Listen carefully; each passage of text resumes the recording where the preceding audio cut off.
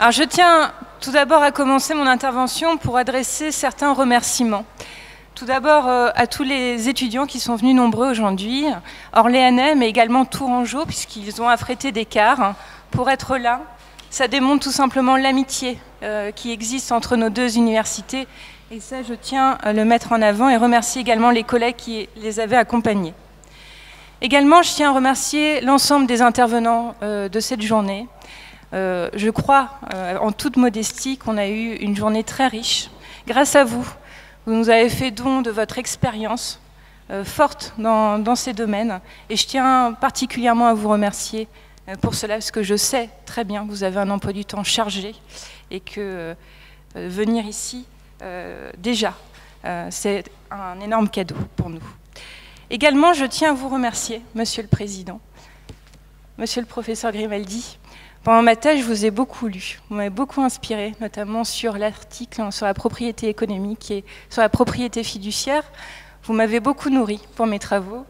Et je tiens également à vous dire que quand je vous ai écouté ce matin sur vos propos introductifs, je me disais, quand on a posé le sujet avec le professeur Patrice Wong, l'aménagement contractuel des nouveaux droits réels, c'était complexe. Et en vous écoutant, je me suis dit, bah, c'est très simple en fait. Tous les praticiens vont pouvoir le pratiquer, et je l'espère. Et selon moi, vous avez fait un éloge à la propriété fiduciaire, et ce matin, vous avez fait un éloge à l'aménagement contractuel des nouveaux droits réels. Et je tiens à vous rendre hommage. Également, je tiens à remercier toutes les personnes de l'ombre qu'on ne voit pas, toutes les personnes, justement, par leurs conseils, mais également par leur intervention, ont fait que cette journée aussi se passe bien. Laurence, Florent, qui nous a pris en photo également, qui a filmé cette journée. Également Florian, Jean-Sébastien, qui a fait la belle affiche. Également Christophe.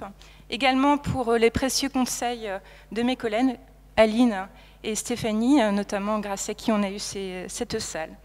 J'ai également adressé des sincères félicitations aux étudiants du Master 2, Droit des affaires et fiscalité. C'était leur anniversaire aujourd'hui, parce que c'est les 15 ans du diplôme. Et je tiens vraiment à leur adresser mes sincères salutations.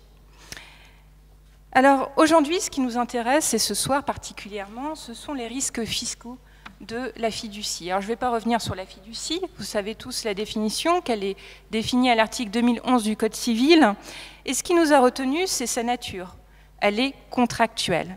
En outre, la fiducie, c'est une opération triangulaire avec deux parties, un constituant et également un fiduciaire, comme on l'a vu avec une profession réglementée, je dirais même avec des avocats, des sociétés de gestion, des établissements bancaires et financiers, mais je dirais même une profession qui commence à exister par elle-même, au-delà des professions.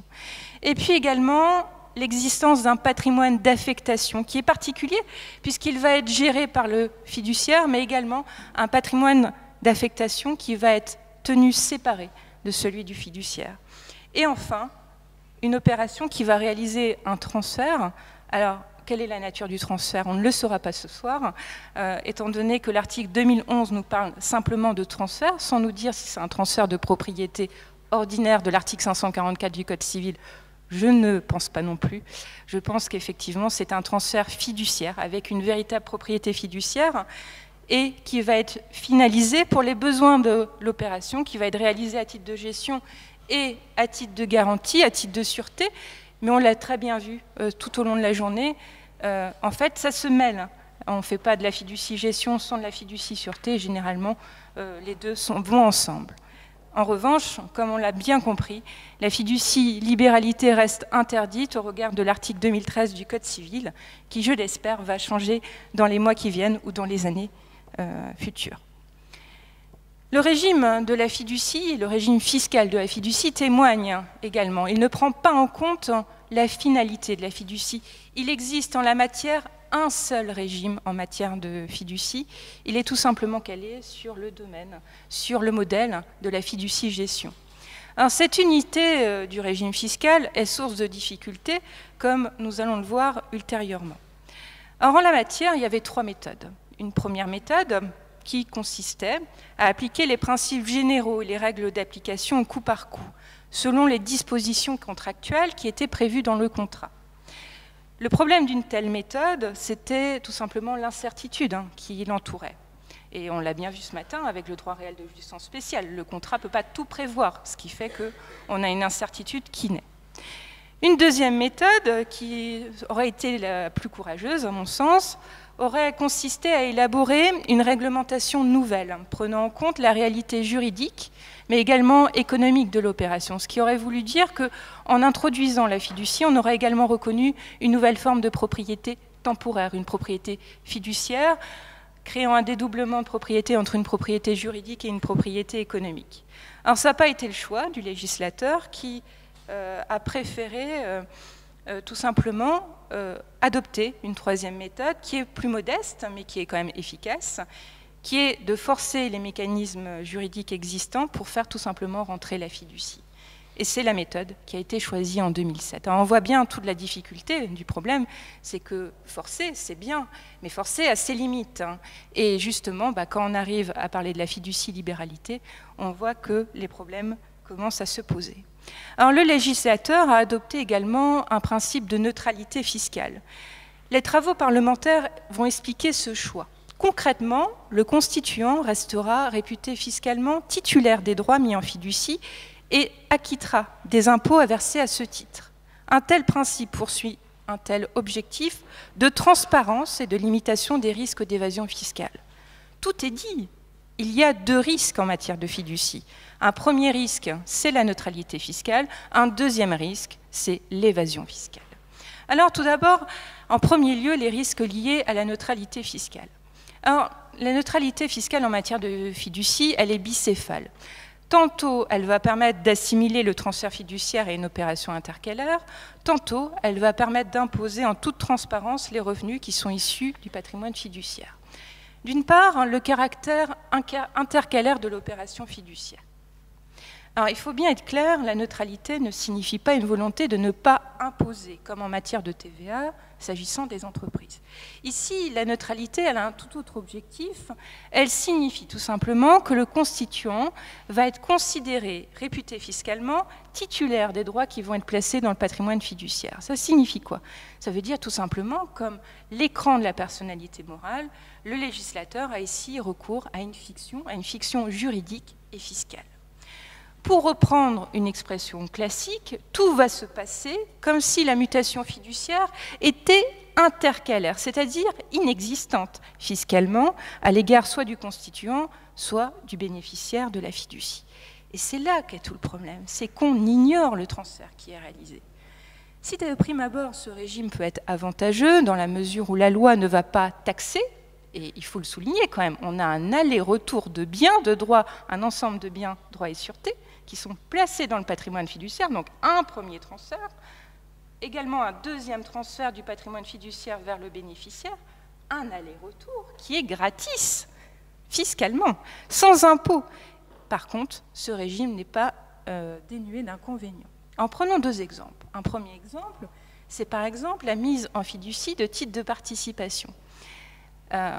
Ces opérations posaient des difficultés pendant quelques années, notamment quand il y avait des régimes d'intégration fiscale et également des régimes de société mère. On ne savait pas si, par exemple, il n'y avait pas une rupture des engagements de conservation des titres ou encore comment apprécier le quantum de détention des titres sociaux. Alors, toutes ces questions ont aujourd'hui été réglées, notamment par la loi de finances pour 2014, qui a mis fin tout simplement à ces incertitudes. Mais il existe toujours des incertitudes, par exemple les pactes du trait. Comment fait-on en la matière? Et ce qui veut dire que si on savait justement cette notion de transfert, les problèmes auraient pu être réglés plus tôt. Prenons un deuxième exemple, le régime de la TVA. Alors, le régime de la TVA, c'est la grande oubliée de la loi de 2007, tout simplement parce qu'il n'y a pratiquement pas de dispositions qui sont prévues en la matière. Donc, il faut raisonner. Le praticien doit donc faire attention pour apprécier si l'opération va relever ou non du champ d'application de la TVA, c'est-à-dire de l'article 256A du Code général des impôts. Alors, le problème, c'est que, est-ce qu'il faut considérer qu'il existe un véritable transfert au sens de la directive TVA, laquelle va privilégier une approche plus économique que juridique? Ce n'est pas ici le transfert de la propriété qui est visé, mais davantage le transfert du pouvoir de disposer. Ou doit-on privilégier un principe de neutralité fiscale, c'est-à-dire qu'on va ignorer purement et simplement le transfert? Et là, vous vous rendez compte que la neutralité fiscale a bien des inconvénients. Alors, je vous rassure, des rescrits sont actuellement en cours d'étude par l'administration fiscale, et peut-être qu'un du coup, dans les jours qui viennent, on va avoir des réponses ou un début de réponse. Un deuxième risque que guettent également les partis, c'est la déchéance d'une neutralité fiscale. Vous vous rendez bien compte que la neutralité fiscale, c'est un régime quand même de faveur. Régime de faveur qui suppose un certain nombre de conditions, notamment que le constituant soit nommé comme bénéficiaire à la fin de l'opération, mais également qu'il y ait une retranscription en privilégiant certaines valeurs comptables et respecter également certaines obligations. Ce qui fait que si vous ne respectez pas l'ensemble de ces conditions, le régime de la neutralité fiscale peut être déchu. Alors, deuxième pan du régime, c'est la transparence fiscale de la fiducie. Si le résultat fiscal est déterminé au niveau du patrimoine fiduciaire, les revenus produits par le patrimoine fiduciaire sont taxés chez le constituant.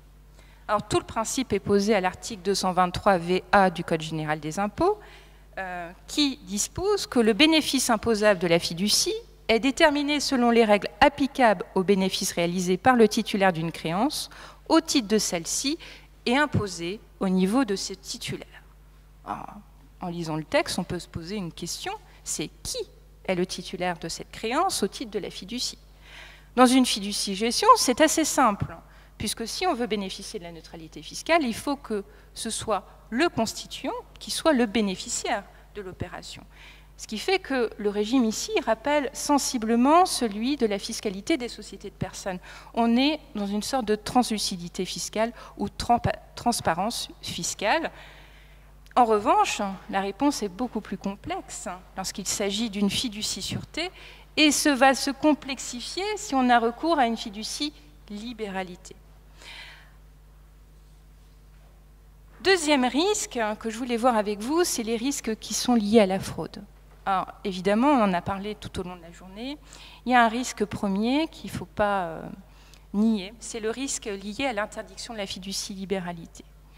Je crois que c'est une des règles qu'il va falloir réformer en urgence. J'espère que le législateur aura le courage d'intervenir en ce domaine, puisqu'on l'a bien vu, les praticiens sont obligés d'avoir recours à des schémas complexes. Aujourd'hui, la fiducie, elle est réservée à des opérations, on va dire, de gros patrimoine, pour des personnes qui ont de l'argent, J'espère vraiment que cette réforme interviendra, tout simplement, pour que la fiducie puisse être accessible à tous, qu'on puisse faire du quantitatif également. Je prends un exemple, la vulnérabilité, on en parlait tout à l'heure, sur une personne qui a un enfant handicapé. Un parent, tous les parents savent ici, on aurait un enfant handicapé, la première chose qu'on se dit, c'est « à ma mort, qu'est-ce qui va se passer ?» La fiducie peut être un instrument qui va répondre complètement au problème, mais il faut avoir une fiducie-libéralité. Alors, en la matière, le législateur n'est pas allé à instituer une sanction qui est particulièrement dissuasive, puisque en matière de droit d'enregistrement, les droits de mutation à titre gratuit s'appliquent sur la valeur des biens, droit transféré à la date du transfert, et on va liquider un tarif qui est applicable entre personnes non parentes, c'est-à-dire 60%, auquel on va rajouter une majoration de 80%. Ce qui est énorme, ça veut dire que la fiducie-libéralité n'a aucun intérêt en soi, sous peine d'application des sanctions fiscales. Tout simplement, ce qui veut dire également que le recours à la fiducie à des fins de libéralité est quand même assimilé par la loi à des manœuvres frauduleuses. Et on peut regretter cette option qui va être prise par le législateur, ce qui fait que, à mon sens, il conviendrait de supprimer purement et simplement cet article 792 bis du CGI et également autoriser la fiducie-libéralité, mais sous certaines conditions, que, évidemment, on puisse protéger la réserve héréditaire. Deuxième risque qu'il convient souligner, c'est l'abus de droit. Alors, au regard de son régime de neutralité, il apparaît qu'on ne peut pas conclure une fiducie pour économiser de l'impôt. On ne conclut pas une fiducie, tout simplement, pour éluder partiellement ou totalement de l'impôt. Ce qui fait que l'article L64 du LPF, qu'on connaît en 2 branches, par l'abus de droit par simulation ou par fraude à la loi, son application me paraît assez limitée dans la mesure où le législateur a quand même bien cadré la fiducie. Alors, c'est un peu plus inquiétant, en revanche, cet article L64A qui a intégré récemment le livre des procédures fiscales. Alors, faites attention, il va s'appliquer à compter du 1er janvier 2020 pour les redressements notifiés à compter du 1er janvier 2021. Est-ce que ça va changer la donne? Oui et non. Je dirais que si la fiducie est utilisée dans un montage complexe pour justement permettre une économie d'impôt, effectivement, à but principalement fiscal, on peut s'inquiéter. Et je crois qu'il faut aller au-delà, c'est-à-dire que la fiducie doit être tout simplement simplifiée pour qu'elle puisse être utilisée à bon escient. Il convient tout simplement de lever toutes les lourdeurs aujourd'hui qu'on connaît à son régime. Alors si j'ai un mot de conclusion à dire, c'est osons le droit réel de jouissance spéciale, osons la fiducie, et puis surtout, osons aussi les réformer pour que ce soit des instruments efficaces.